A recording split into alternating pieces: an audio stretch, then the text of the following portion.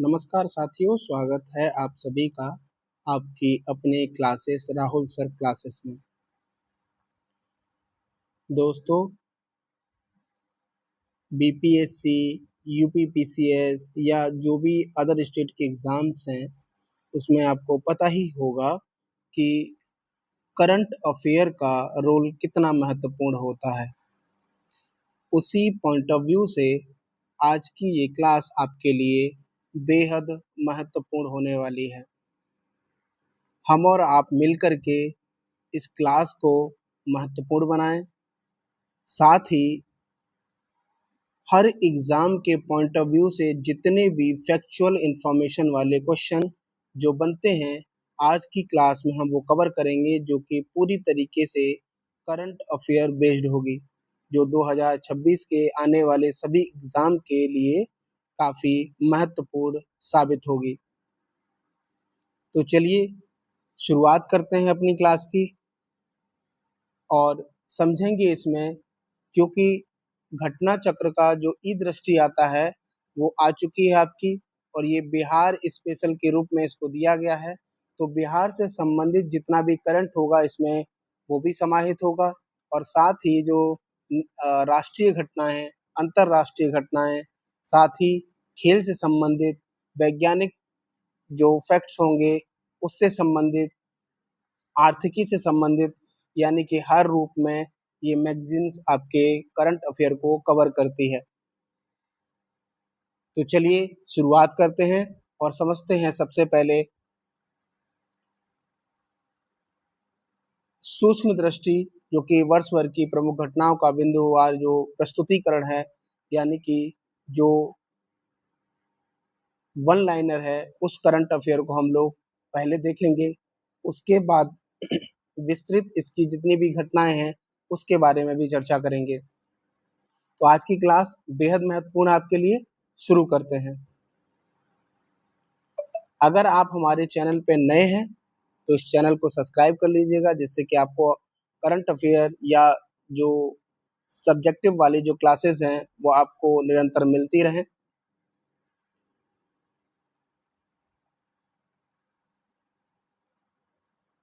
ठीक है, तो चलिए सबसे पहले इसमें देखेंगे हम राष्ट्रीय घटनाओं को, जिसमें सबसे पहला ही पॉइंट्स है आपका कि प्रधानमंत्री नरेंद्र मोदी कहाँ पर 12वें अंतर्राष्ट्रीय योग दिवस समारोह में शामिल हुए।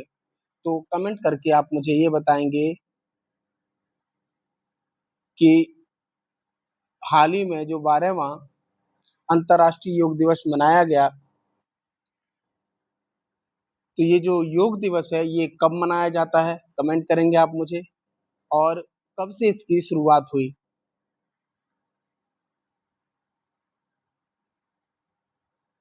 ठीक है, तो चलिए, तो अभी जो 12वां अंतर्राष्ट्रीय योग दिवस समारोह जो नरेंद्र मोदी साहब जो हमारे प्रधानमंत्री हैं वो शामिल हुए, तो ये 21 जून को 2026 में कोलकाता में, जो कि पश्चिम बंगाल में पड़ता है, वहाँ ये शामिल हुए थे मोदी साहब। ठीक है, तो इसलिए ये आपके एग्जाम के पॉइंट ऑफ व्यू से बेहद महत्वपूर्ण हो जाता है। तो आंसर होगा कोलकाता। ठीक है, चलिए अब थोड़ा फास्ट चलेंगे हम लोग, जिससे कि हम पूरे पॉइंट्स को लगभग कवर कर पाए। दूसरा क्वेश्चन के रूप में अगर आप देखें, दूसरे पॉइंट के रूप में, तो भारत बिल्डकॉन 2026 का आयोजन कहाँ किया गया। तो आंसर होगा नई दिल्ली में इसको आयोजित किया गया था। दूसरा अगला है, इसका मुख्य विषय क्या था। तो इस बिल्डकॉन 2026 आयोजन जो हुआ नई दिल्ली में, इसका प्रमुख थीम क्या था, यानी विषय क्या था। तो वन नेशन वन एक्सपो।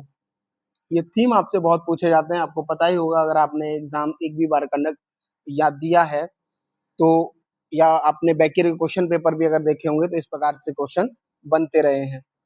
चलिए आगे बढ़ते हैं। प्रधानमंत्री नरेंद्र मोदी की अध्यक्षता में केंद्रीय मंत्रिमंडल ने किस मेट्रो रेल परियोजना के चरण 2 को मंजूरी प्रदान की है। तो जो चरण है 2A को मंजूरी दी गई है, कब दी गई है, 10 जून 2026 को। कहाँ दी गई है, तो अहमदाबाद मेट्रो रेल प्रोजेक्ट को। ठीक है, इसके दूसरे चरण के मंजूरी इसको दे दी गई है। अगला है, कर्नाटक के मुख्यमंत्री के रूप में किसने शपथ ली थी? अभी आपने देखा होगा कि कर्नाटक के रूप में किसने शपथ ली है, तो डी के शिव कुमार ने मुख्यमंत्री के रूप में शपथ ली है। कमेंट करके बताएंगे आप कि तमिलनाडु और पश्चिम बंगाल में जो चुनाव हुए थे, वहां किसने शपथ ली है मुख्यमंत्री के रूप में, और साथ ही कहां कहां पे इस समय चुनाव हुए थे, आप मुझे कमेंट करके जरूर बताइएगा। आगे है, डी के शिव कुमार से पहले कर्नाटक के मुख्यमंत्री कौन थे? तो सिद्धारमैया जी थे, आपने पढ़ा ही होगा। ठीक है।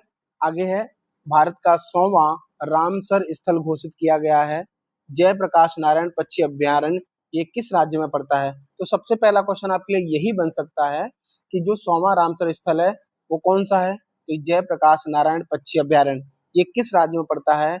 ये उत्तर प्रदेश के बलिया में पड़ता है। इससे पहले जो 99 वाला था वो कौन सा था?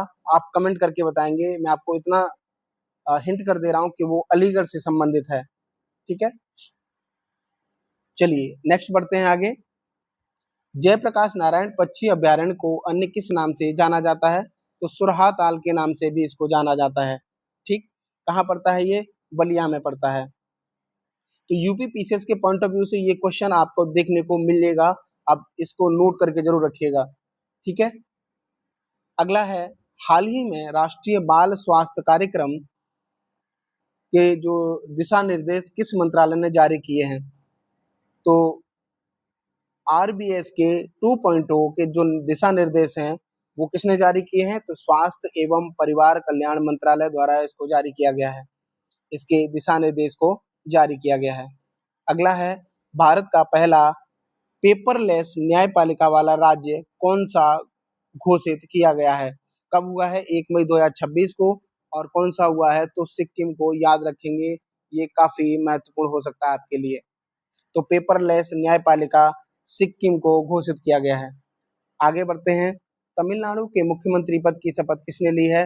अभी मैंने आपसे बोला था कि कमेंट करने के लिए, तो आपने कमेंट किया ही होगा।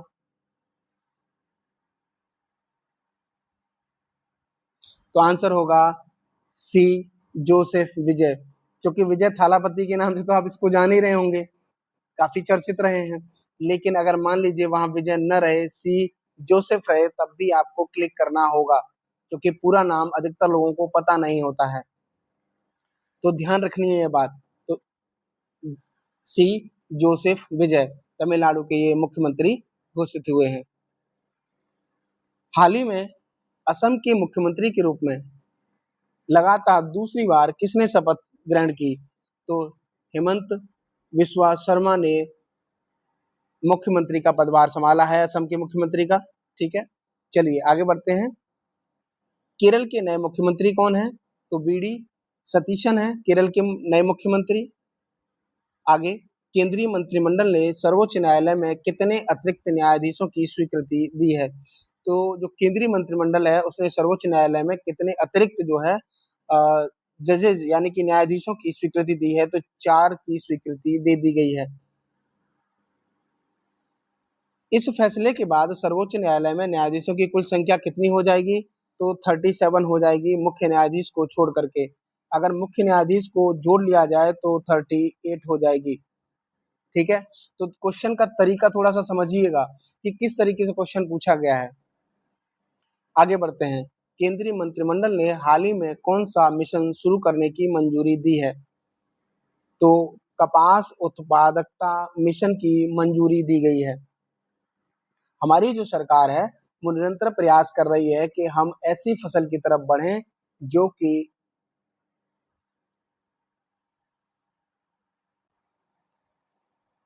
आत्मनिर्भरता और वैश्विक प्रतिस्पर्धा, उत्पादकता, उत्पादन और किसानों की आय को बढ़ावा यानी कि उनकी आय में बढ़ोतरी की जा सके। तो सरकार इसके ऊपर काफी काम कर रही है, और उसी मंशा से भारत सरकार के द्वारा कपास उत्पादकता मिशन की शुरुआत की गई है। ठीक है। कपास उत्पादकता मिशन की कुल लागत कितनी है? तो आपको बताना है 5,659.22 करोड़ रुपए। नेक्स्ट बढ़ते हैं आगे। प्रधानमंत्री नरेंद्र मोदी ने 31 मार्च को किस राज्य की यात्रा की और कई परियोजनाओं का उद्घाटन और शिलान्यास किया? तो याद रखेंगे गुजरात। घूमते तो बहुत रहते हैं, आपको पता ही होगा, लेकिन अगर इस पॉइंट ऑफ व्यू से पूछा जाए तो आपको आंसर करना है गुजरात। 31 मार्च को, मार्च में ये वहीं थे गुजरात में, उन्होंने यात्रा की और कई परियोजनाओं का उद्घाटन किया, शिलान्यास किया उनका, तो ये बात आपको याद रखनी होगी। चलिए, प्रधानमंत्री की गुजरात यात्रा में किस संग्रहालय का उद्घाटन किया गया? तो ये आपके लिए महत्वपूर्ण हो सकता है। कौन सा संग्रहालय? तो सम्राट संप्रति संग्रहालय गांधीनगर में उद्घाटन किया गया मोदी जी के द्वारा। ठीक है, चलिए नेक्स्ट बढ़ते हैं। ब्रिक्स युवा परिषद उद्यमिता कार्य समूह की बैठक कहाँ आयोजित हुई? जो कि मई में हुई थी और ये इंदौर में हुई, मध्य प्रदेश के इंदौर में।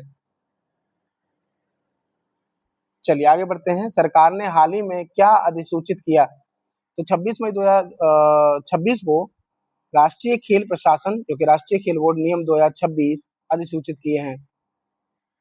इसके बारे में हम आगे डिस्कस करेंगे जब हम विस्तृत चीजों को पढ़ रहे होंगे। ठीक, अभी यहाँ पे कुल मिलाकर के वो बातें हैं जो आपके एग्जाम में सीधे पूछी जाती हैं।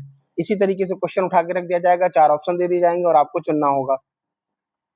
तो सबसे बेहतर तरीका होता है कि आप एक बार इन चीजों को वन लाइनर के रूप में देख लें, फिर उसके बाद जब हम विस्तृत चीजों को पढ़ेंगे तो आपको काफी आसान चीजें लगेंगी और याद भी हो जाएंगी। ठीक है, चलिए आगे। राष्ट्रीय खेल बोर्ड नियम 2026 कितने सदस्य होंगे इसमें? तो एक अध्यक्ष होंगे और 2 सदस्य होंगे, यानी कुल 3 सदस्य होंगे। ठीक है, सार्थक पीडीएस योजना किसके लिए शुरू की गई है? तो जो पीडीएस सिस्टम है, तो वो 27 मई 2026 को सार्वजनिक वितरण प्रणाली यानी कि पीडीएस को बेहतर बनाने के लिए सार्थक पीडीएस योजना की शुरुआत की गई है। ठीक, तो सार्थक पीडीएस योजना जो स्टार्ट की गई है, किस लिए की गई है? तो ये पीडीएस सिस्टम को बेहतर बनाने के लिए। आगे, केंद्र सरकार अगले 5 वर्षों में सार्थक पीडीएस पर कितना खर्च करेगी? तो लगभग 25,530 करोड़ रुपए खर्च करने वाली है।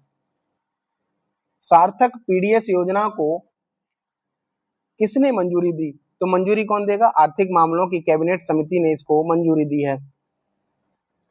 चलिए नेक्स्ट बढ़ते हैं। भारत की पहली स्वदेशी हाइड्रोजन ट्रेन, जो स्वदेशी हाइड्रोजन ट्रेन है, किस खंड पर चलाने की मंजूरी दी गई है? तो ये जिंद सोनीपत खंड पर चलाने की मंजूरी दे दी गई है। आगे, समान नागरिक संहिता यानी यूसीसी विधेयक 2026 पारित करने वाला असम देश का कौन सा राज्य बन गया है? तो ये तीसरा बन गया है। आप मुझे कमेंट करके बताइएगा कि पहला तो गोवा है और दूसरा आपको बताना है कि कौन सा है, और तीसरा आपको पता चल ही गया होगा कि असम तीसरा राज्य बन गया है समान नागरिक संहिता विधेयक पारित करने वाला। ठीक है, और ये जो दूसरा था ये पूछा भी जा चुका है। आगे बढ़ते हैं। आयुष्मान भारत डिजिटल मिशन ने कुल कितने करोड़ आभा खातों का रिकॉर्ड बनाया है? तो लगभग 90 करोड़ खातों का रिकॉर्ड बनाया है। ठीक है, कितने? 90 करोड़ खातों का रिकॉर्ड बनाया है। आगे, कुल आभा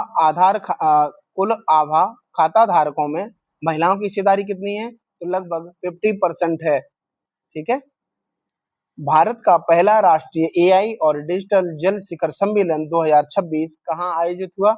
तो एआई और डिजिटल जल शिखर सम्मेलन बेंगलुरु में आयोजित हुआ। कब हुआ? 27 मई 2026 को। ठीक है, डेट भी याद रखेंगे, कभी कभी डेट भी एग्जामिनर पूछ लिया करते हैं। आगे बढ़ते हैं और उसी क्रम में देखते हैं उत्तर क्षेत्र कृषि सम्मेलन कहाँ आयोजित किया गया? तो उत्तर क्षेत्र कृषि सम्मेलन लखनऊ में, जो कि उत्तर प्रदेश में पड़ता है, वहां पे आयोजित किया गया। सम्मेलन का आयोजन किस मंत्रालय द्वारा किया गया? तो इसका जो आयोजन किया गया वो केंद्रीय कृषि एवं किसान कल्याण मंत्रालय द्वारा इसका आयोजन किया गया। जनगणना 2027 के लिए राष्ट्रीय टोल फ्री हेल्पलाइन नंबर क्या है? तो जनगणना 2027 के लिए जो राष्ट्रीय टोल फ्री हेल्पलाइन नंबर बनाया गया है वो है 1855। ठीक है, ये टोल फ्री नंबर है। आगे, भारत की पहली अल्कलाइन बैटरी निर्माण यूनिट कहाँ शुरू की गई है? तो ये जम्मू में शुरू की गई है। भारत के किस उपराष्ट्रपति ने श्रीलंका की द्विपक्षीय आधिकारिक यात्रा की? तो आपको पता है कि वर्तमान में उपराष्ट्रपति कौन है? तो राधाकृष्णन जी हैं, तो उन्होंने ही इसकी यात्रा की है। ठीक है, कब की? तो 19 से 20 अप्रैल 2026 के समय में इन्होंने यात्रा की थी। चलिए नेक्स्ट बढ़ते हैं। फेमिना मिस इंडिया 2026 का आयोजन कहाँ हुआ? तो ये Kalinga institute of industrial technology जो कि भुवनेश्वर में है स्थित, वहां पे इसका आयोजन किया गया। और मिस इंडिया 2026 का खिताब जो है साध्वी सतीश सेल ने जो है प्राप्त किया। यानी कि मिस इंडिया कौन बनी? साध्वी सतीश सेल बनी।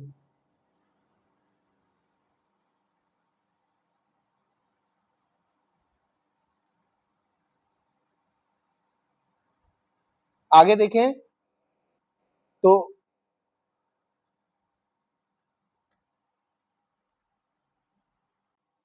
आपसे पूछा जा सकता है कि मिस इंडिया 2026 का जो ग्रैंड फिनाले था उसका आयोजन कहाँ हुआ? तो आपको याद रखना है कि भुवनेश्वर यानी कि उड़ीसा में आयोजित हुआ, जो कि Kalinga institute of industrial technology, ठीक है, यहाँ पे आयोजित किया गया इस कैंपस में। और ये पहली बार था जब ओडिशा ने इस भव्य राष्ट्रीय प्रतियोगिता की मेजबानी की। तो उड़ीसा पहली बार इसकी मेजबानी कर रहा है, ये पहली बार हुआ ऐसा। ठीक है, और जो गोवा की ये जो सतीश सेल हैं, ये कहाँ की हैं? तो ये याद रखना है, ये गोवा की हैं। इन्होंने क्या किया? खिताब जीता है। और जो निकिता पोरवाल हैं, याद रखेंगे आप, निकिता पोरवाल जी, ये पिछली विजेता रही हैं, इन्होंने ही इनको ताजपोशी की है। जैसे कि आपको पता होगा कि पिछली जो विजेता रहती हैं वो अगली विजेताओं को ताज पहनाती हैं। तो आपसे ये भी पूछा जा सकता है कि पिछली विजेता कौन थी? तो निकिता पोरवाल का नाम भी याद रखना है। और अगला नाम याद रखना है आपको जो वर्तमान में 2026 में खिताब जीता है, साध्वी सतीश सेल। कहाँ की हैं? गोवा की हैं। ये कहाँ हुआ था आयोजन इसका? तो भुवनेश्वर में हुआ था। किसमें हुआ? तो Kalinga institute of industrial technology में। ठीक है, चलिए आगे बढ़ जाए। ठीक है, दिल्ली लखपति बिटिया योजना का शुभारंभ किसने किया? तो जो राष्ट्रपति हैं हमारे देश की द्रौपदी मुर्मू जी के द्वारा इसका शुभारंभ किया गया। कब किया गया? 2 मार्च 2026 को। ये जो दिल्ली लखपति बिटिया योजना है, ये दिल्ली सरकार द्वारा बालिकाओं के उज्जवल भविष्य, शिक्षा, महिला सशक्तिकरण, ऐसी चीजों को बढ़ावा देने के लिए ये शुरू की गई है। और ये काफी महत्वाकांक्षी जो है योजना है। ये जो योजना है ये लाडली योजना का स्थान लेगी, यानी कि इससे पहले जो लाडली योजना चल रही थी उसका स्थान लेगी ये दिल्ली लखपति बिटिया योजना, जो कि 1 अप्रैल 2026 से लागू हो जाएगी।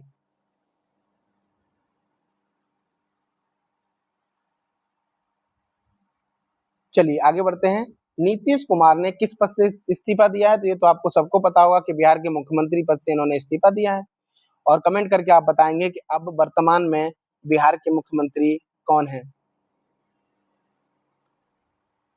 चलिए आगे बढ़ते हैं। उत्तर भारत का पहला ग्लास ब्रिज किस जिले में बनवाया जाएगा?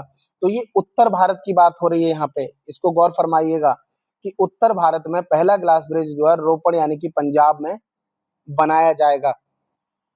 और ये जो उत्तर भारत का पहला ग्लास ब्रिज है ये कौन सी नदी पे बनाया जाएगा? तो ये सतलुज नदी पे बनाया जाएगा। ठीक है, तो मेरा क्वेश्चन आपसे ये है कि इससे पहले भी क्या कोई ग्लास ब्रिज बनाया जा चुका है? तो जी हाँ, भारत का सबसे पहला ग्लास ब्रिज बिहार के राजगीर में ऑलरेडी बनाया जा चुका है। यह पुल जो है 2020 में बनकर के तैयार हो गया और 2021 में लोगों के लिए इसको खोल दिया गया, यानी जनता के लिए इसको खोल दिया गया। और ये जो ग्लास है ये बिहार के नालंदा जिले के ऐतिहासिक शहर जो कि राजगीर में प्रकृति सफारी यानी कि नेचर सफारी के अंदर घने जंगलों और 5 पहाड़ियों जो कि वैभा व्यवहारगिरी पहाड़ियों के बीच स्थित। ठीक है, तो ये थोड़ी सी इंफॉर्मेशन थी जो मैंने आपको दे दी है, याद रखेंगे इसको। चलिए आगे बढ़ते हैं। तो क्षेत्रीय कनेक्टिविटी योजना, संशोधित उड़ान योजना को किसने मंजूरी दी है?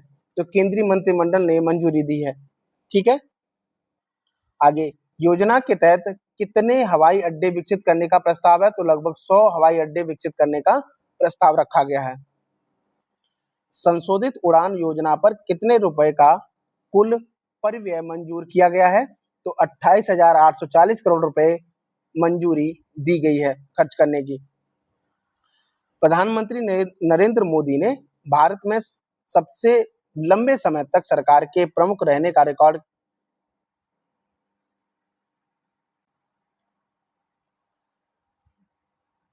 बनाकर के किसे पीछे छोड़ा है?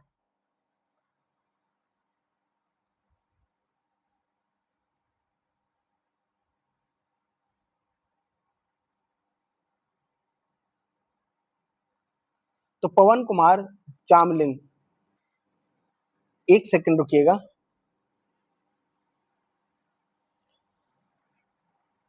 हाँ, ये क्वेश्चन कुछ अलग फॉर्मेट से है। ये है प्रधानमंत्री नरेंद्र मोदी ने भारत में सबसे लंबे समय तक सरकार के प्रमुख रहने का रिकॉर्ड किसे पीछे छोड़कर बनाया है? तो पवन कुमार चामलिंग, जो कि पवन कुमार चामलिंग ने सिक्किम के मुख्यमंत्री के रूप में कितने दिन सेवा की? तो 8,930 दिन का इनका रिकॉर्ड था। ठीक है, जो कि मोदी जी के द्वारा इनको पीछे छोड़ दिया गया। केंद्रीय मंत्रिमंडल ने किस विकास योजना को मंजूरी दी है? तो लघु जल विद्युत विकास योजना को मंजूरी दी है। इस योजना की कुल लागत कितनी है? तो लगभग 2,585 करोड़ रुपए इसकी लागत है।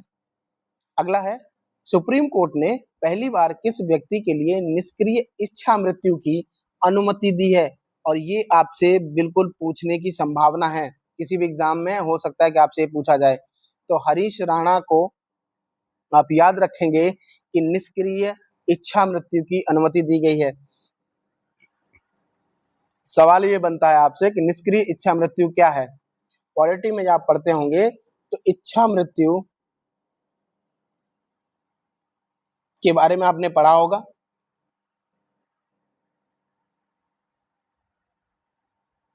तो जब हम पॉलिटी पढ़ेंगे तो वहां पे इस चीज का डिस्कस करेंगे। फिलहाल मुझे आप कमेंट करके बताइएगा कि क्या इच्छा मृत्यु हमारे संविधान में इसकी इजाजत है या नहीं।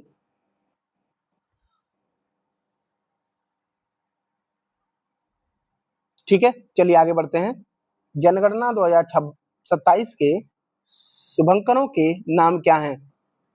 तो प्रगति महिला और विकास पुरुष, यानी प्रगति और विकास, प्रगति मतलब महिला और विकास मतलब पुरुष, ये क्या है? शुभंकर हैं 2027 की जो जनगणना है उसके। सहकारिता क्षेत्र की पहली टैक्सी सर्विस भारत टैक्सी का शुभारंभ कहाँ हुआ? तो विज्ञान भवन नई दिल्ली में भारत टैक्सी का शुभारंभ किया गया। भारत टैक्सी का शुभारंभ किसने किया? तो केंद्रीय गृह एवं सहकारिता मंत्री अमित शाह जी के द्वारा इसको शुभारंभ किया गया।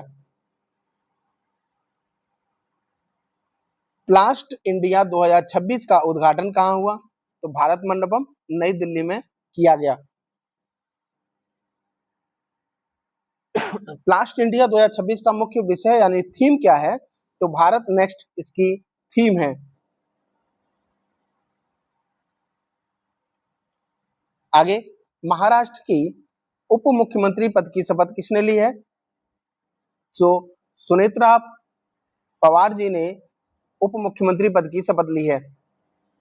अगला है, बायो फार्मा शक्ति योजना का कुल बजट कितना है? तो 10,000 करोड़ रुपए कुल बजट है बायो फार्मा शक्ति योजना का। यह योजना कितने वर्षों के लिए है? तो यह योजना 5 वर्षों के लिए है। अगला है, मणिपुर के नए मुख्यमंत्री के रूप में किसने शपथ ली है? तो युमनाम खेमचंद सिंह ने मणिपुर के मुख्यमंत्री के रूप में शपथ ली है। ठीक है, मणिपुर में कितने मुख्यमंत्रियों ने शपथ ली है? तो 2 जो है मुख्यमंत्रियों ने शपथ ली है। नेमचा किपगेन और लोसी दिखो।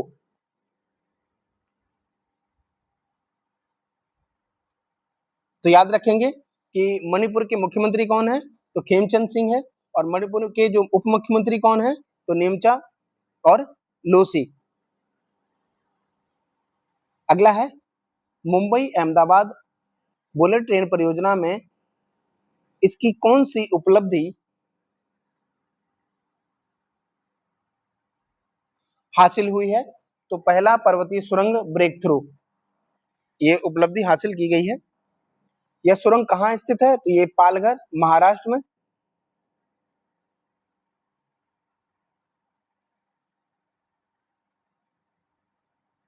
कभी कभी क्वेश्चन आपका ऐसे बन जाता है कि जो दर्रे हैं वहां से भी क्वेश्चन पूछा जाता है, तो जैसे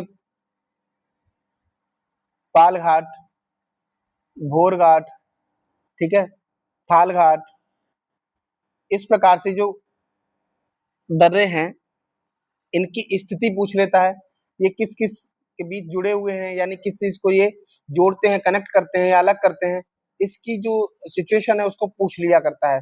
तो पिछले ही साल इसको एग्जाम में पूछा गया है, तो आने वाले समय में भी ये पूछे जाने की संभावना बनी रहती है, तो आप जरूर इसको देख के जाइएगा। ठीक है, चलिए,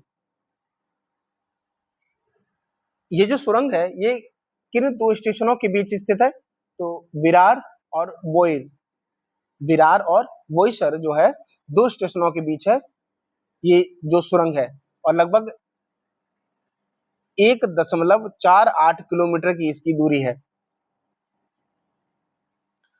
आगे है 86वां अखिल भारतीय पीठासीन अधिकारी सम्मेलन कहाँ पे आयोजित किया गया, तो ये लखनऊ में आयोजित किया गया, जो कि उत्तर प्रदेश में पड़ता है। अगला है सम्मेलन के उद्घाटन सत्र को किसने संबोधित किया, तो लोकसभा अध्यक्ष ओम बिरला जी ने इसको संबोधित किया। ठीक, इंडिया एआई इम्पैक्ट समिति 2026 का आयोजन कहाँ किया गया, तो भारत मंडपम नई दिल्ली में इसका आयोजन किया गया।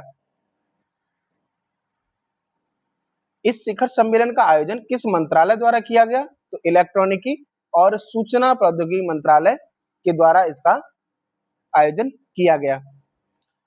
आगे, शिखर सम्मेलन किन 3 मूलभूत सिद्धांतों यानी 3 सूत्रास पर आधारित है, तो पीपल, प्लेनेट और प्रोग्रेस, ये तीनों ही सूत्र पर आधारित है, यानी पीपीपी, पीपल, प्लेनेट और प्रोग्रेस।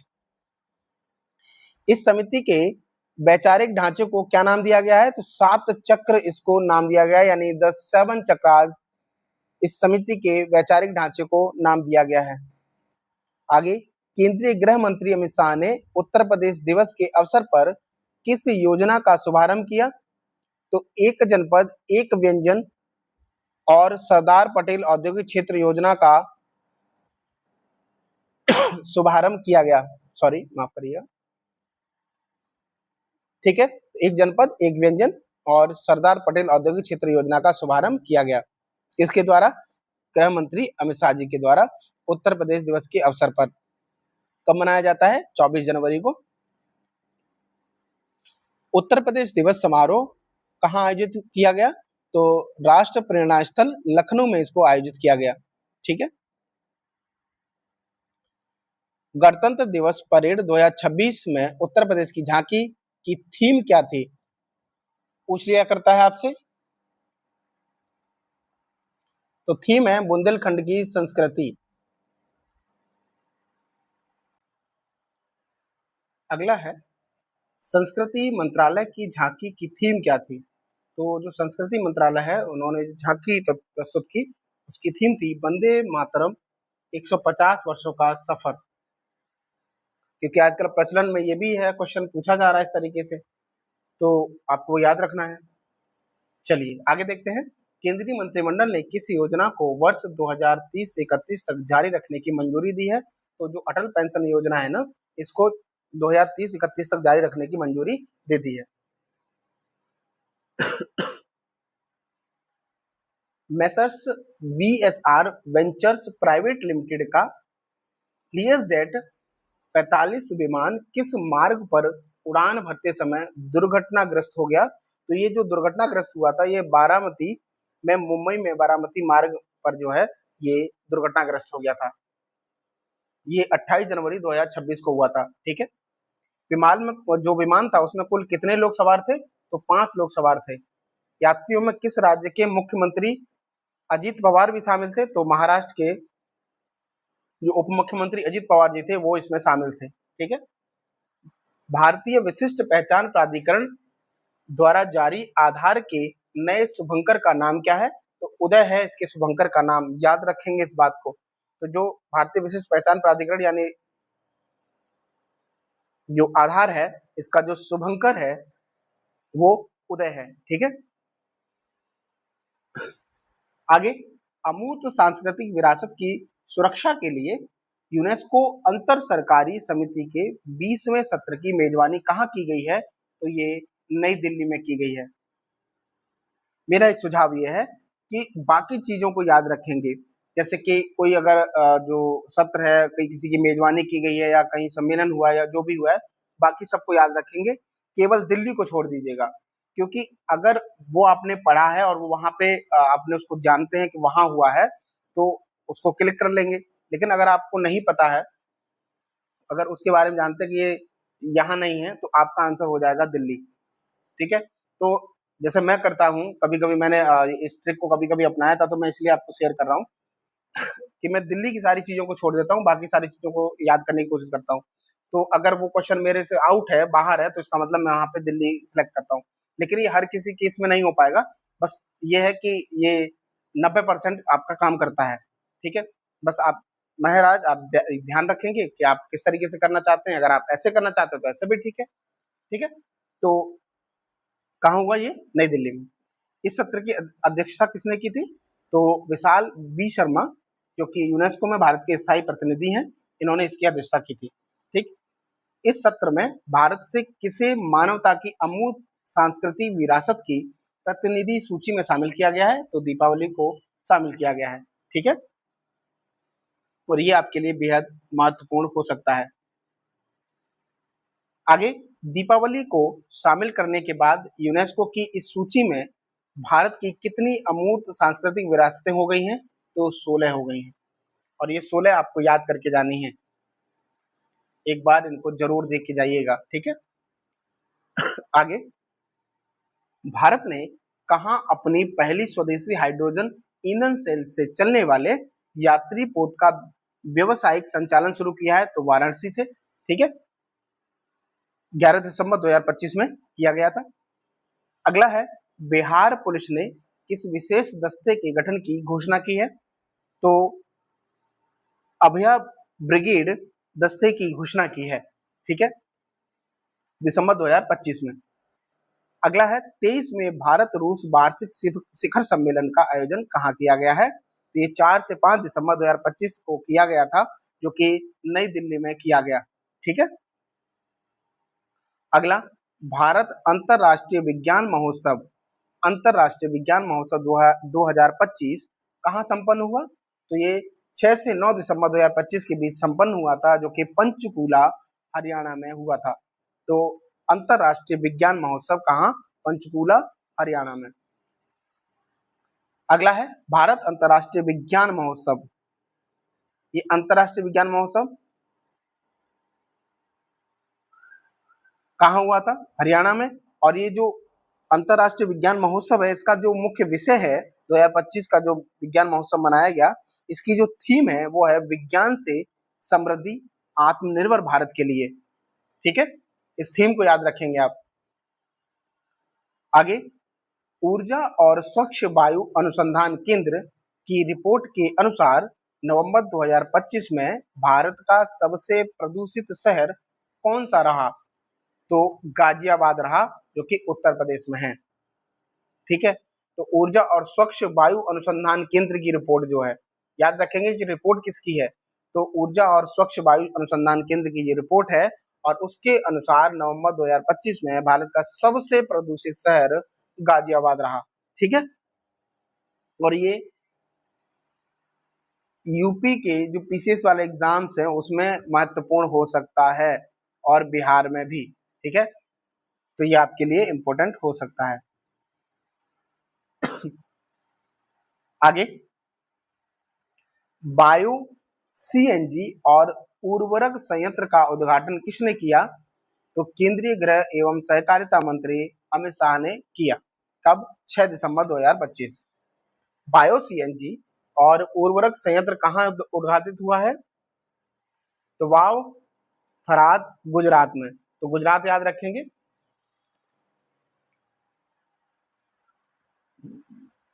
अगला है, एक माह में सर्वाधिक सौर पंप स्थापना की उपलब्धि के लिए किस राज्य ने गिनीज वर्ल्ड रिकॉर्ड बनाया है? तो महाराष्ट्र ने ऐसा साबित किया है। ठीक है, तो एक माह में सबसे ज्यादा सौर पंप जो है स्थापित किए हैं महाराष्ट्र में। अगला है, एक महीने में कितने सौर सिंचाई पंप लगाए गए? तो 45,911 सौर पंप लगाए गए। ठीक है, गिनीज वर्ल्ड रिकॉर्ड बनाया गया इन्होंने महाराष्ट्र में। ठीक है, चलिए आगे है, विश्व आपदा प्रबंधन सम्मेलन 2025 कहाँ संपन्न हुआ? तो ये देहरादून में हुआ। ठीक है, तो विश्व आपदा प्रबंधन सम्मेलन कहाँ हुआ? तो आपदा मतलब उत्तराखंड और हिमाचल वाला जो एरिया आप देख रहे हैं, तो वहां पे ज्यादातर आपदा भूस्खलन वगैरह जैसी चीजें आपको देखने को मिल सकती हैं। बारिश के समय में काफी अफरा तफरी हो जाती है, तो उससे कनेक्ट करके इसको रखिएगा तो याद रहेगा आपको। देहरादून को आपको याद रखना है। ठीक है,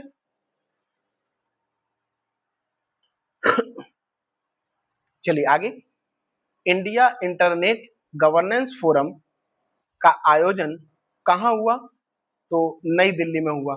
ठीक, India government internet governance forum 2025 का यह कौन सा संस्करण था? तो ये 5वां संस्करण था, ये याद रखेंगे। अगला, काशी तमिल संगम कहाँ आयोजित हुआ? तो काशी, काशी यानी बनारस याद रखेंगे, तो कहाँ हुआ? बनारस में। ठीक, चलिए आगे बढ़ते हैं। देश भर में सरदार @150 यूनिटी मार्च किसकी 150वीं जयंती पर शुरू हुआ? तो ये सरदार वल्लभ भाई पटेल, याद रखेंगे, सरदार वल्लभ भाई पटेल। ठीक है, कौन सी भी जयंती? 150 में। आगे बढ़ते हैं, 16वें वित्त आयोग ने अपनी रिपोर्ट किसे सौंपी है? तो जाहिर सी बात है राष्ट्रपति को सौंपते हैं। यह रिपोर्ट किस अवधि के लिए है? तो ये 2026-27 से 2030-31 के लिए ये रिपोर्ट है। 16वें वित्त आयोग के अध्यक्ष कौन है? ये मोस्ट इंपोर्टेंट क्वेश्चन हो सकता है आपके लिए। तो 16वें वित्त आयोग के अध्यक्ष कौन है? तो डॉक्टर अरविंद पनगड़िया जी हैं। ठीक है, आगे, नीतीश कुमार ने कौन सी बार बिहार के मुख्यमंत्री पद की शपथ ली थी? तो 10वीं बार इन्होंने शपथ ली है, यानी ये 10 बार मुख्यमंत्री की शपथ ले चुके हैं बिहार में। आगे, मुख्यमंत्री पद की शपथ किसने ली? तो सम्राट चौधरी और विजय कुमार सिन्हा। उप मुख्यमंत्री, सॉरी माफ करिएगा, उप मुख्यमंत्री पद की शपथ किसने ली? तो सम्राट चौधरी और विजय कुमार सिन्हा ने शपथ ली है। ठीक है, आगे, वर्तमान में बिहार के मुख्यमंत्री कौन है? तो सम्राट चौधरी मुख्यमंत्री हैं। ठीक है, जब नीतीश कुमार जी थे तब ये उप मुख्यमंत्री के रूप में थे, अब ये सम्राट चौधरी जो है मुख्यमंत्री के रूप में भूमिका निभा रहे हैं। आगे, भारत ने किस बीमारी के लिए पहली स्वदेशी क्रिस्पर जीन थेरेपी शुरू की है? तो सिकल सेल रोग के लिए क्रिस्पर जीन थेरेपी की शुरुआत की है 19 नवंबर 2025 से। ठीक, अंतरराष्ट्रीय आर्य महोत्सव 2025 का आयोजन कहाँ हुआ? तो नई दिल्ली में इसका आयोजन हुआ, अंतरराष्ट्रीय आर्य महोत्सव का। ठीक है, 30 अक्टूबर से 2 नवंबर 2025 के बीच ये आयोजन हुआ।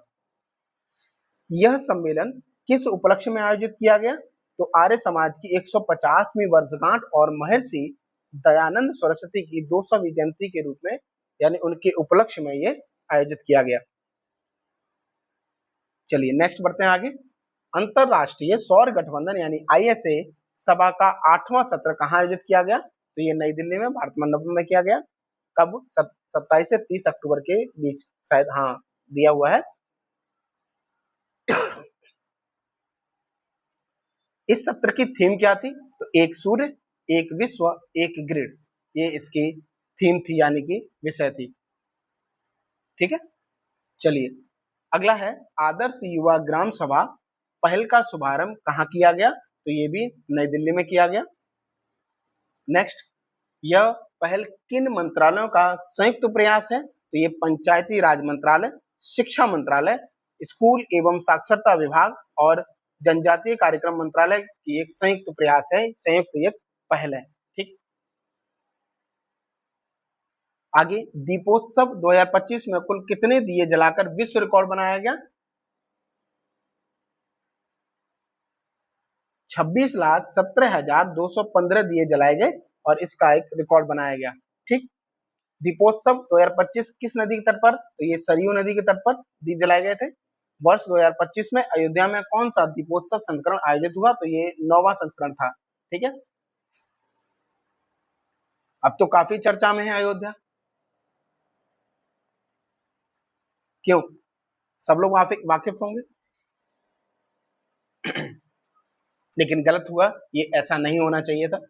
आस्था का विषय है ये, हम लोगों की सबकी आस्था इससे जुड़ी हुई है, तो ऐसा नहीं करना चाहिए था। ये हनन है आस्था के ऊपर, एक बहुत अत्याचार है, मतलब ऐसा कलंक है ये, जिसके बारे में बोलना भी बहुत उचित नहीं है। ठीक, चलिए आगे बढ़ते हैं। प्रधानमंत्री ने किस परियोजना का उद्घाटन किया जिसे भारत का सबसे बड़ा ग्रीनफील्ड हवाई अड्डा बताया जा रहा है? तो नवी मुंबई अंतर्राष्ट्रीय हवाई अड्डे को जो है भारत का सबसे बड़ा ग्रीनफील्ड हवाई अड्डा बताया जा रहा है। पटना में मेट्रो सेवा की शुरुआत के साथ बिहार देश का कौन सा मेट्रो राज्य बन गया है? तो 12वां ऐसा राज्य बन गया है जहां पे मेट्रो की शुरुआत हो रही है।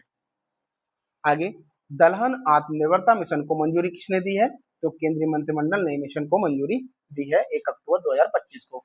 ठीक है, यह मिशन कब से कब तक चलेगा? तो वर्ष 2025-26 से 2030-31 तक ये मिशन चलेगा।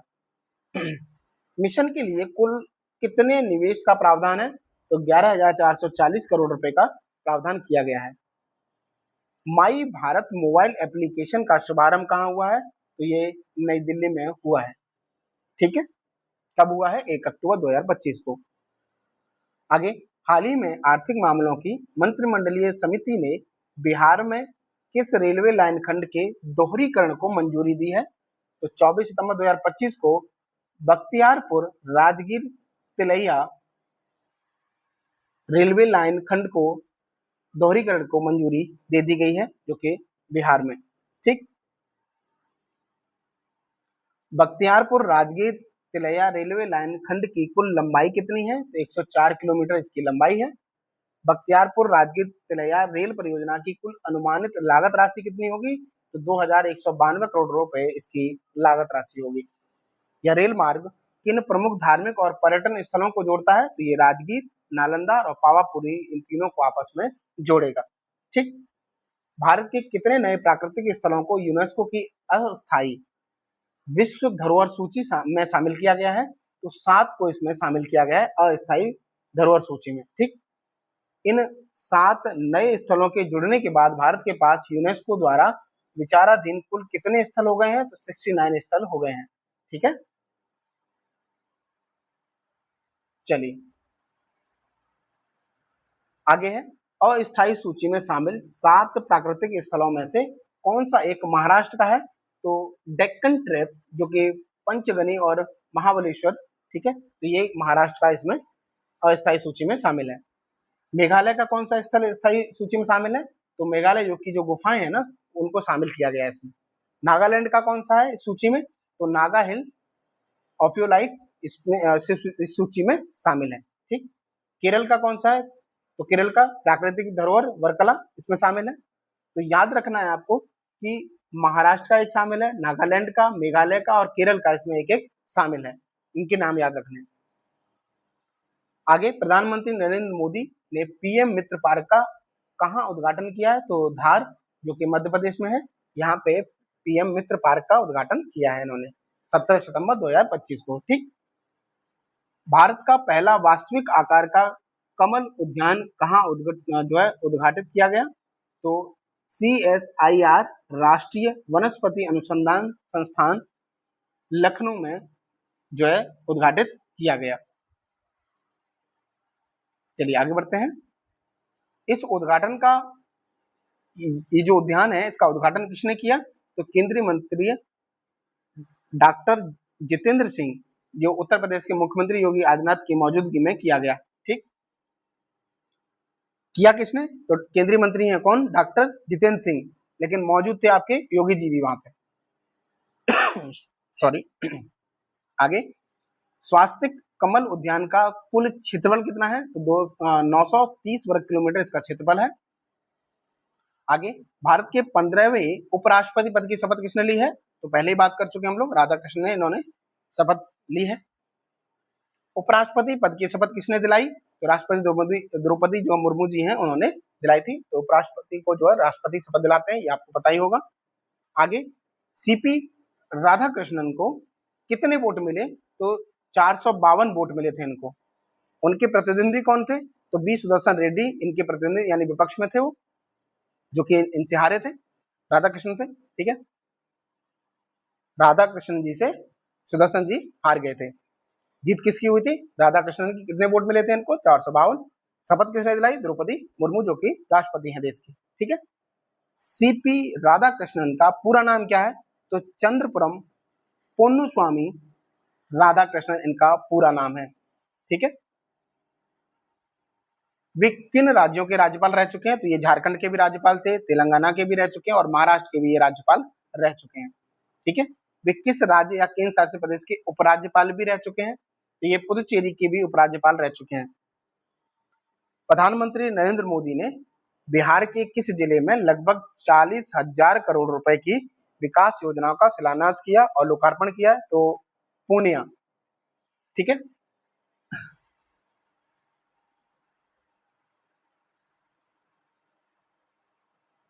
आगे बढ़ते हैं। प्रधानमंत्री ने किस बोर्ड का शुभारंभ किया है? तो राष्ट्रीय मखाना बोर्ड का शुभारंभ किया है।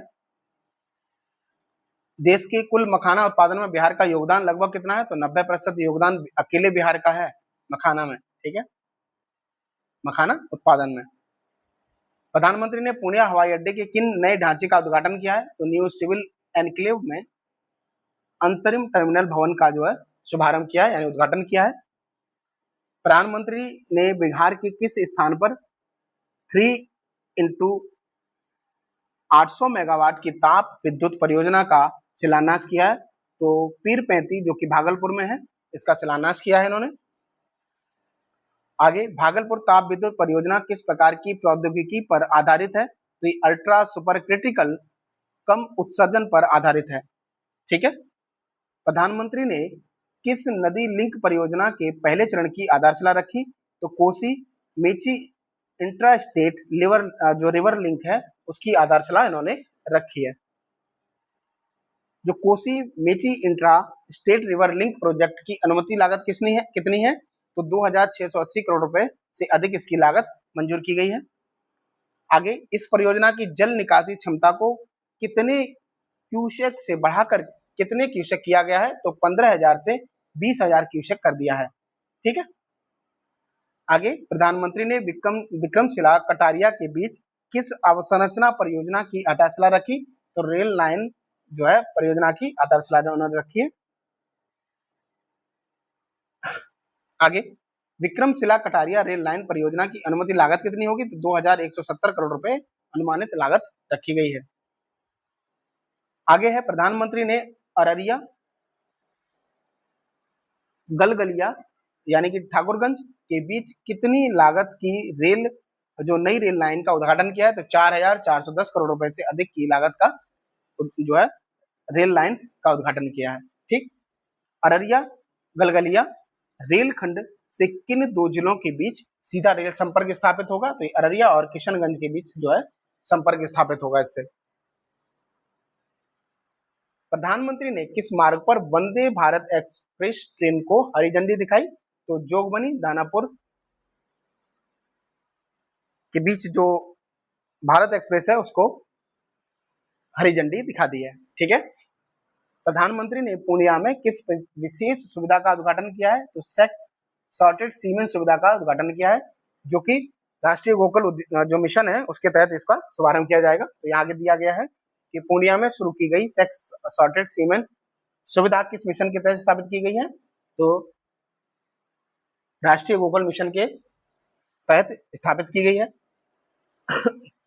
ये जो पूर्णिया में शुरू की गई सेक्स सॉर्टेड जो सीमेन मिशन है ना, इसकी जो सुविधा है वो राष्ट्रीय गोकुल मिशन के द्वारा शुरू की गई है, जो कि पशुपालन और डेयरी विभाग द्वारा शुरू की गई है। इस बात को याद रखेंगे कि पशुपालन और डेयरी विभाग के द्वारा इसको शुरू किया गया है। तो ये क्या है, ये जो सेक्स सॉर्टेड सीमेन है, ये है क्या? तो मान के चलिए कि जो कृत्रिम गर्भाधान के लिए जो सीमेन होता है ना, उसमें से एक्स और वाई क्रोमोसोम को जो शुक्राणु होंगे उनको मशीन के जरिए क्या किया जाएगा, अलग कर दिया जाएगा। इससे क्या होगा कि जैसे मान लीजिए एक्स और एक्स आपको पता है महिला, और एक्स और वाई यानी कि पुरुष। अब ये चाहते हैं कि इसमें से इसको अलग करके एक्स और एक्स कर दिया जाए, जिससे क्या होगा कि आने वाली जो जनरेशन होगी उसमें ज्यादातर जो है हम गायों की प्राप्ति कर सकें। ठीक है, तो इसलिए ये सेक्स सॉर्टेड सीमेन सुविधा चलाई गई है। ध्यान रखेंगे इस बात का।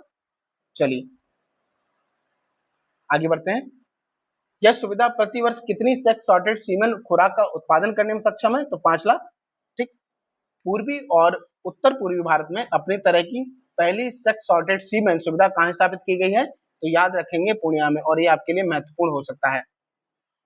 ठीक है, स्वच्छ वायु सर्वेक्षण 2025 किस कार्यक्रम के अंतर्गत आयोजित किया गया? तो ये राष्ट्रीय स्वच्छ वायु कार्यक्रम यानी एनसीएपी के द्वारा आयोजित किया गया। ठीक है, 9 सितंबर 2025 को। स्वच्छ वायु सर्वेक्षण पुरस्कार 2025 का आयोजन किस मंत्रालय ने किया? तो पर्यावरण, वन एवं जलवायु परिवर्तन मंत्रालय के द्वारा इसको आयोजन किया गया। ठीक है, वर्ष 2025 में किस शहर ने मिलियन प्लस यानी 10 लाख जनसंख्या श्रेणी में पहला स्थान पाया? तो इंदौर का नाम याद रखेंगे। 200 में से 200 अंक इसने प्राप्त किए और 1.5 करोड़ रुपए का इन्होंने पुरस्कार प्राप्त किया इंदौर ने। ठीक है, इंदौर की कौन सी उपलब्धि को गिनीज वर्ल्ड रिकॉर्ड में शामिल किया गया है? तो वर्ष में 16 लाख पेड़ लगाने की उपलब्धि इन्होंने हासिल की है।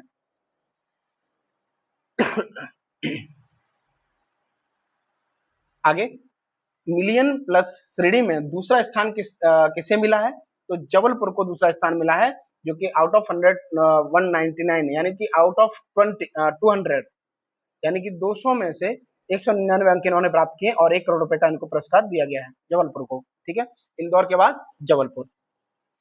अगला है, मिलियन प्लस श्रेणी में तीसरे स्थान पर कौन से शहर रहे? तो आगरा रहा। ये आपके एग्जाम के पॉइंट ऑफ व्यू से यानी कि यूपी पीसीएस के लिए बहुत महत्वपूर्ण हो सकता है। ठीक है, तो तीसरे स्थान पर आगरा और सूरत, जो कि संयुक्त रूप से इन्होंने 196 200 में से अंक पाए और 25 लाख का इनको 25 लाख का इनको जो है पुरस्कार मिला है। ठीक, 3 से 10 लाख जनसंख्या श्रेणी में प्रथम स्थान किसने?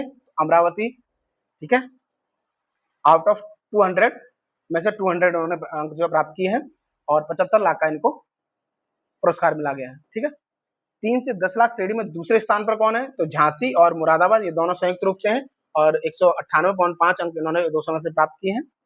आगे है 3 से 10 लाख श्रेणी में तीसरा स्थान तो अलवर का है, याद रखेंगे।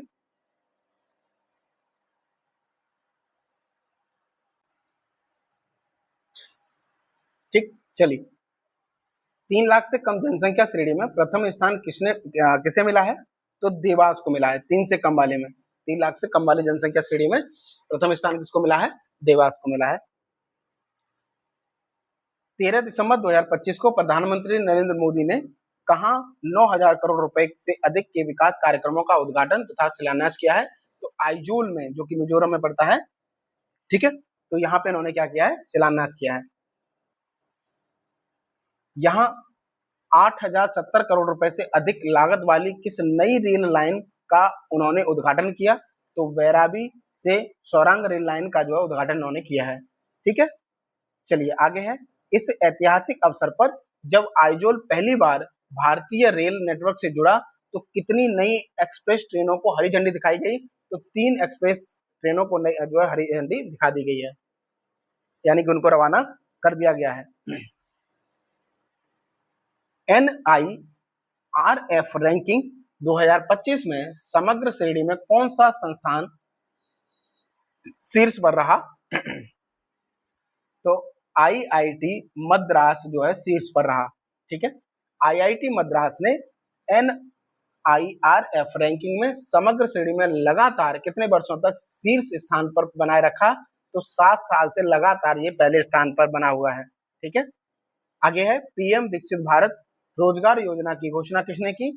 तो नरेंद्र मोदी जो कि प्रधानमंत्री द्वारा इसकी शुरुआत जो है घोषणा की गई। ठीक है, 15 अगस्त 2025 को की गई थी। योजना की घोषणा कहाँ की गई? तो लाल किले से की गई थी। इस योजना के लिए कितने रुपए आवंटित किए गए? तो लगभग 1 लाख करोड़ रुपए इसके लिए आवंटित किए गए हैं। इस योजना के तहत नए रोजगार पाने वाले युवाओं को 2 किस्तों में कितनी प्रोत्साहन राशि दी जाएगी? तो 15,000 रुपए प्रोत्साहन राशि दी जाएगी। ठीक है, मिशन सुदर्शन चक्र की घोषणा कहाँ से की गई? तो लाल किले से की गई मिशन सुदर्शन चक्र की घोषणा। ठीक है, इस मिशन को कितने वर्षों में पूरा करने का लक्ष्य रखा गया है? तो 10 वर्षों में, यानी कि 2035 तक का इसमें लक्ष्य रखा गया है। ठीक है, आगे है पिपरवाह निशानियों को कितने वर्षों के बाद भारत लाया गया? तो 127 वर्ष बाद इसको भारत लाया गया। ठीक, जो पिपरहवा निशानियों की खोज कब की गई थी? तो 1898 में इसकी खोज की गई थी। और इन निशानियों की खोज कहाँ की गई थी? तो पिपरहवा स्तूप जो कि सिद्धार्थनगर उत्तर प्रदेश में, यहाँ पे इसकी खोज की गई थी। ठीक है, ये किसकी निशानियां हैं? तो ये भगवान बुद्ध की निशानियां हैं। और ये निशानियां किस प्राचीन शहर से संबंधित हैं? तो ये कपिल वस्तु से संबंधित हैं। ठीक है, आगे है भारत का पहला हिंदी माध्यम MBBS कॉलेज कहाँ स्थापित किया गया है? ये आपके लिए महत्वपूर्ण हो सकता है। तो ये जबलपुर में, जो कि मध्य प्रदेश है, में इसको स्थापित किया गया है। तो ये हिंदी में MBBS की तैयारी ये हिंदी में करवाएंगे, तो वहां पे ऐसा पहला ऐसा कॉलेज बनाया गया है। ठीक है, स्वच्छ सर्वेक्षण 2024-25 पुरस्कार किसने प्रदान किए हैं? तो ये राष्ट्रपति द्रौपदी मुर्मू जी ने इनको प्रदान किया है, जो कि हमारे देश की राष्ट्रपति हैं। ठीक है, चलिए आगे है स्वच्छ सर्वेक्षण 2024-25 में सुपर स्वच्छ लीग श्रेणी में 10 लाख से अधिक आबादी वाले शहरों की श्रेणी में कौन से शहर पहले एवं दूसरे स्थान पर हैं? तो पहले पे इंदौर है और दूसरे पे सूरत है। ठीक है, आगे सुपर स्वच्छ लीग श्रेणी में 3 से 10 लाख आबादी वाले शहरों की श्रेणी में कौन सा शहर पहले स्थान पर है? तो नोएडा को याद रखेंगे। और यूपीपीसीएस के पॉइंट ऑफ व्यू से काफी महत्वपूर्ण हो सकता है आपके लिए। ठीक है, एक मैंने आपको आगरा बताया था जो तीसरी श्रेणी में था, और यहाँ पे आपको बता रहा हूँ नोएडा। ठीक है, आगे स्वच्छ सर्वेक्षण 2024-25 में सर्वश्रेष्ठ गंगा शहर का खिताब किसने जीता? तो ये प्रयागराज है। ये भी आपके लिए महत्वपूर्ण हो सकता है। ठीक है, तो सर्वश्रेष्ठ गंगा शहर का खिताब किसने जीता है? प्रयागराज ने। आगे यूनेस्को की विश्व धरोहर सूची में किस भारतीय संपत्ति को शामिल किया गया है? तो मराठा सैन्य परिदृश्य, ये मैं पहले भी पढ़ा चुका हूँ आपको इसी चैनल पे। ठीक है, तो मराठा सैन्य परिदृश्य को जो है इसमें शामिल किया गया है यूनेस्को की विश्व धरोहर सूची में। आगे मराठा सैन्य परिदृश्य में कुल कितने किले शामिल हैं? तो 12 किले इसमें शामिल हैं। और हर किले की मैंने चर्चा की थी, अगर मैंने आपने ध्यान दिया हो तो मैं जब जो PT 365 है विजन के द्वारा जो प्रकाशित की जाती है उसको जब पढ़ रहे थे हम लोग, तब मैंने उसमें एक एक किले का आपको जो है अच्छे से वहां पे बताया हुआ है। ठीक, चलिए ये किले किन राज्यों में स्थित हैं? तो ये महाराष्ट्र और तमिलनाडु में स्थित है। तलाश पहल किसके लिए शुरू की गई है? तो एकलव्य मॉडल आवासीय विद्यालयों के आदिवासी छात्रों के लिए तलाश का पूर्ण रूप माफ करिएगा, आदिवासी छात्रों के लिए शुरू की गई है। और ये जो तलाश है इसका पूर्ण रूप क्या है? तो tribal aptitude life skills and self esteem hub, ये इसका फुल फॉर्म है। तलाश का पूर्ण रूप है ये। ठीक है, और ये किस लिए स्टार्ट किया गया है? तो ये एकलव्य मॉडल आवासीय विद्यालयों के आदिवासी छात्रों के लिए इस पहल को शुरू किया गया है। अब तलाश से ऐसा मत सोचिएगा कि किसी चीज की तलाश करने के लिए इसको स्टार्ट किया गया, तो कभी कभी भ्रम हो जाता है इस तरीके से। ठीक है, चलिए किसकी 125वीं जयंती मनाए जाने के प्रारंभिक कार्यक्रमों के क्रम में स्मारक डाक टिकट जारी किया गया है? तो श्यामा प्रसाद मुखर्जी के 125वीं जयंती के अवसर पर श्यामा प्रसाद मुखर्जी के स्मारक टिकट जारी किए गए हैं। ठीक है, चलिए आगे बढ़ते हैं।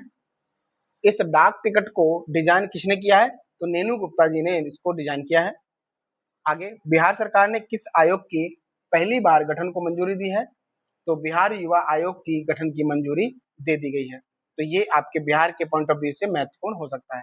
ठीक है, एक नया आयोग बनाया गया है, बिहार युवा आयोग। ठीक, बिहार सरकार ने सरकारी नौकरियों के जो सरकारी नौकरियों में राज्य की मूल निवासी महिलाओं को कितने प्रतिशत क्षैतिज आरक्षण देने की नीति बनाई है? तो 35% क्षैतिज आरक्षण देने की नीति बनाई है। यहां तक हम राष्ट्रीय घटनाओं को कवर कर चुके हैं, जो कि सूक्ष्म दृष्टि के रूप में, यानी कि वन लाइनर फॉर्मेट के रूप में। अगली क्लास हमारी जल्द ही आपको मिल जाएगी इसी चैनल पर। ठीक है, तो कंटिन्यू हम लोग 3 से 4 क्लासेस में इसको कंप्लीट कर लेंगे, जो आपके एग्जाम के पॉइंट ऑफ व्यू से बेहद महत्वपूर्ण है। आपको पता है कि सीधे क्वेश्चन यहाँ से आपको देखने को मिल जाते हैं, तो कोई रिस्क नहीं लेना है। अगर आलतू फालतू की चीजें आपको पढ़नी है तो पढ़ते रहिए, लेकिन अगर काम की चीजें पढ़नी है तो ये आपके सामने वीडियो है, अच्छे से आप इसको पढ़िएगा, नोट करिएगा। एक बार नहीं, इसको 2 बार 3 बार अच्छे से जरूर पढ़ के जाइएगा, जिससे आपका कंफ्यूजन दूर हो जाएगा। ठीक है, तो यही मैं अपनी क्लास को विराम देता हूं। मिलता हूं आपसे अगली क्लास में अंतरराष्ट्रीय घटनाओं के साथ। तो चलिए, मिलते हैं आपसे अगली क्लास में। तब तक के लिए आप सभी को धन्यवाद, नमस्कार।